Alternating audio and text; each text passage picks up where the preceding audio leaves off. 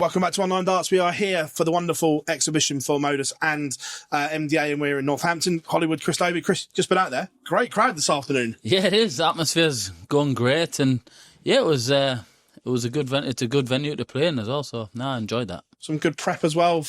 Busy time coming up. Yeah, of course. Still a lot at stake, a lot of majors to play for, and yeah, I'm getting the practice in and playing well. So yeah, I'll take it. You must have been delighted that Grand Slam qualification was all done and dusted this year when it happened to go to the qualifier and so on. Yeah, I knew the other day when I beat Damon that it was secured, but to go out and win it and secure it properly, it meant a lot because it's a big competition and it's probably one of the hardest ones to qualify for. So yeah, delighted to be back there. Your scoring game looks incredible on the Pro Tour. Was it something like 24 180s in 4 games or whatever it was? That's the very best version of you that we're starting to see at the right time of year. Yeah, of course. And I don't know what it is. I changed to obviously it's the same barrel, but a newer dart or a fresh set. So I think I need to do that more often because I used to be one of them that used the same set over and over again and kind of the next set you change to is a lot grippier than what it is. And yeah, if I can change every month or so, or every couple of months, then I think it'll help my game. And like I say, I'm playing some good stuff, so I'm happy. We saw you use the moulded flight and stem very briefly. Didn't last very long. Couldn't get on with it. Yeah, to be honest, I practiced with it at home. They were going great. I played local competitions, Super League, and they went well and just went on the big stage and it just didn't seem to sit right. They did go well backstage. It's just when it's in a big open arena, it's hard. And I've tested it a couple of times now and it's just to see if it is in my head. But no, they still don't fly right. But I think if I can... Obviously, if I do end up bringing a Gen 2 out, I'll try and adapt the full dart and stem and flight into the moulded one and see if that works. And yeah, who knows? You're talking about the Gen 2. Has there been drawings or anything yet for it? Or? No, I wouldn't say drawings. There is talk of it because, for myself, it's not... Because I'm playing some good darts with the darts, so I don't really want to change, but you kind of...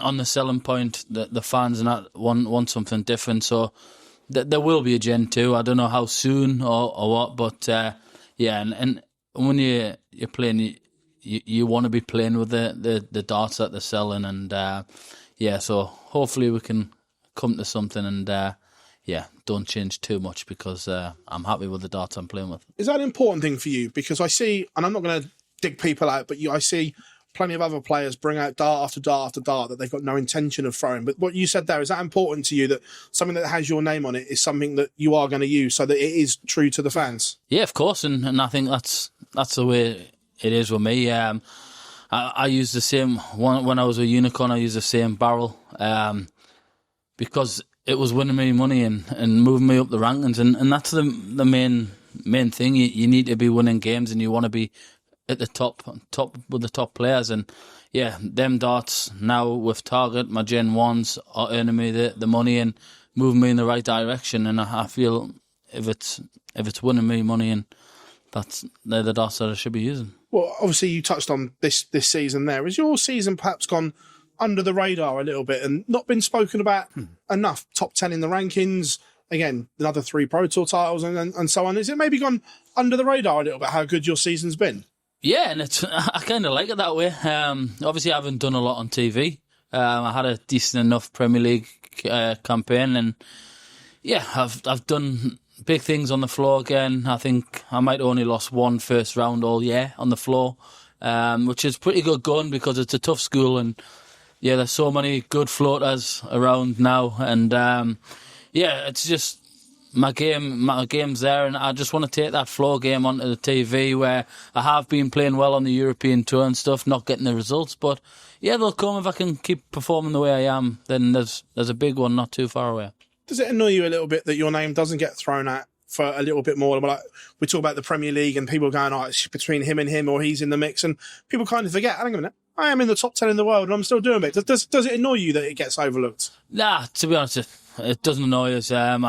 Like I said, the way you kept asking when I was on my way to winning the Masters, you're like, the Premier League this, Premier League that, and I was like, it just kind of blanked it and just try to get on with it. And that's what I'm going to do now. I kind of do my work on the board to try and earn my place there, and let everybody talk, whoever they want. They're not the ones picking it, the boys at the top are the ones picking it. The top four's guaranteed, and let me do the talking with the darts, and hopefully I can put myself in there. It's a very old-fashioned way of looking at it, shall we? In the world we live in, I don't mean, but in general, where the world we live in sport in general, it's almost about the splash that you make. That's a proper throwback. I'll just get on with my work, and whatever will be, will be. Yeah, and that's the way I am.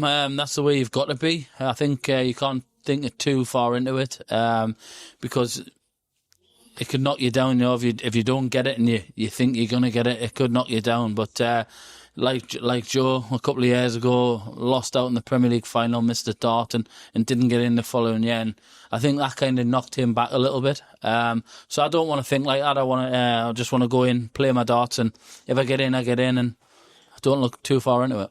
How much have you enjoyed this year? Because obviously it's a whole new experience, the World Series and everything. How much have you enjoyed this year? Yeah, the World Series, I've loved every minute of it. You're playing with great lads as well, travelling around with them. Playing in big arenas, and it's something different which I've loved. And I managed to take my dad to Australia and New Zealand, which he would never ever get the chance to do that, and he loved it. So to spending 2 weeks with him was hard, but it was great, and hopefully I can play in many more, because that is the icing on the cake. Once you've played in the World Series, you're doing something right. So fingers crossed I can make my mark and be in them again next year. When you've got a young family, is that tough though, to combine the two, being Chris Dobey, the superstar that has to go and travel the world to do your job, and have the young family at home? Yeah, but it's things you've got to sacrifice. You're doing it for them. You're earning a good living, and everything I do is for them. So I can look back on it once I'm finished and say, look, I've done the right thing. So I get to see them. I still FaceTime them when I'm away. Not that they want to speak to us, but I do everything for them, and they understand that as well. So fingers crossed I can play again like I did last year, and be one of those that's selected.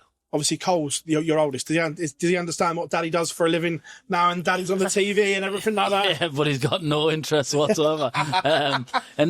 And to be honest, I'm not one to force him into anything. So I would rather him play football, but I'm not going to force him. If he doesn't want to do something, he's not going to do it. So he understands. He knows I play on TV. He does watch now and again, but it is what it is, and everything I do it for them. You converted him to a Newcastle fan already, then? Oh, 100%. He's Dan Burn mad.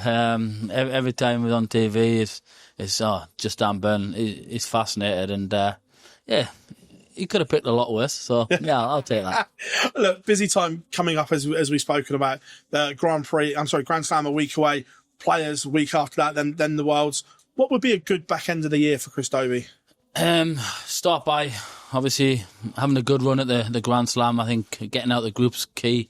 The way I've been playing, I think anything less than that would be, I say, a disappointment. But you just want to go deep in every TV event you're playing, and starting with the Grand Slam. I think it's a great competition to play in.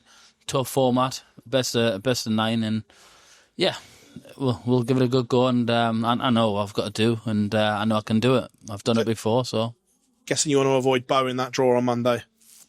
Yeah, to be honest, you want to try and avoid her and everything. But no, if she's in my group, then so be it. She's just another dart player, she's fantastic. And there's many good dart players. So if it does come where I play a Bo, then so be it. I'll give it my best. There's going to be a lot of hype around Bo, obviously on tour for the first time next year. Will it be a learning curve for her for the first time? Because we know the talent is not in doubt. We know she's incredible, but being on tour, it's tough for the first time, isn't it? Yeah, of course. I think still to this day, I learn every game I play. She'll learn to play in the Pro Tour next year. She'll learn everything. Every time she plays, she'll learn, and she'll will qualify us for the European tours. And it'll be great for her. I remember Lisa Ashton. She used to sit on our table when she was on the tour, and she done great on the floor. And what she done was brilliant. And now Bo's went and done exactly the same. So I'm looking forward to see where she goes from it, because she's a real contender to push into that top 32. I think she's got the ability, she's got everything, and yeah, she's got the backing as well. And yeah, hopefully she goes and puts effort in to do everything, because you've seen in the past where she's picked and chosen, but that's down to her. You can't force her to do anything. And yeah, I respect everything she does, and yeah, she's a great talent. So I wish her all the best. And but unless she's playing me, £1 million is on the horizon. That World Championship has got everyone talking. Is it hard to ignore Alexandra Palace because of everything? The first £1 million dart game is going to happen in a few weeks. Yeah, and it's great. It just shows you where the sport's going, and it's going in the right direction. But yeah, you kind of try and switch off from that. You can't think past your first game, because we're coming in at round 1 this year, and it's a lot different other years. So it's going to be tough. Not knowing who we could play. You could play the likes of both first games. So yeah, it's not going to be easy, but yeah, it's one that I'm looking forward to, and hopefully I can continue my good form and good run in the world the last few years. Chris, pleasure catching up with you here in Northampton, mate. Thank you very much as always. Cheers, mate. Thank you. To change your